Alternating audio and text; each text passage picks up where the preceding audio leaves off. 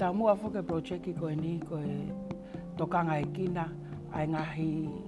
kolo tu la vea ngofuangi ke ngai fata mai whakai nā tula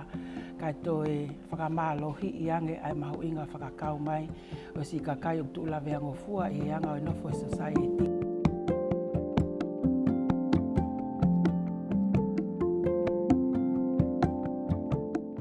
Ngahi activities pe koe ngahi whatongia pe koe ngahi ngawe ne whahoko i he project koe ni nai kawai ai ngahi ako.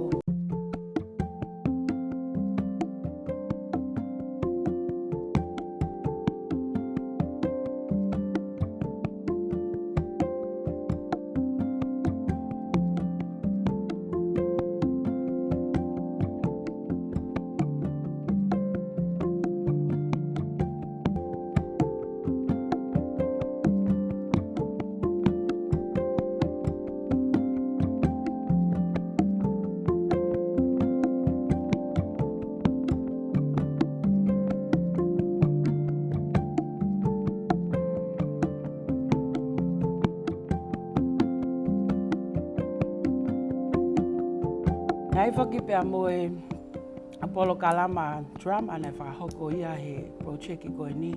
pia koe Apollo Kalama koe ni nai whakahoko ko toa peki he ngahi kolo koe ni e uafitu. Ka nai malawa ke toi kau mai mo ngahi kolo kau ngā api i he taimi nai whakahoko ai drama nai fumanako apito te fito ki wawau mo hapai nai lava peke mui mui ai ngahi kakai me ngahi kolo ke kehe i he whetu ko toa pe nai talaki ki whakahoko ai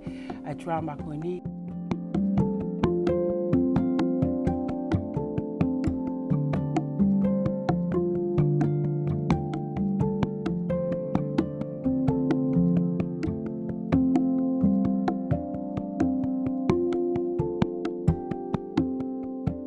Lava ai ke o atu ai ngahi tokoni ko ia tata te fito ke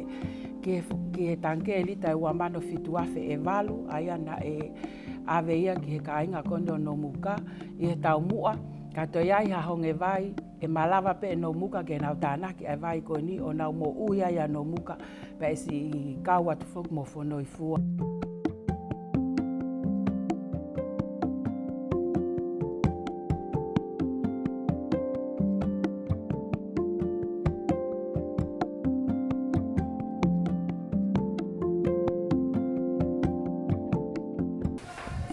Thank you for the privilege. An honor for me just to do a little bit of sharing regarding this project with the Disability Inclusive Disaster Project hosted by the DNCC as well as Act for Peace Australia and Tonga. And for me, talking from the perspective of people with disabilities, I believe this is the very important project for us. As we know that one of the challenges that we have to do here, we need to do a little bit more of awareness raising regarding the importance of inclusiveness for people with disabilities.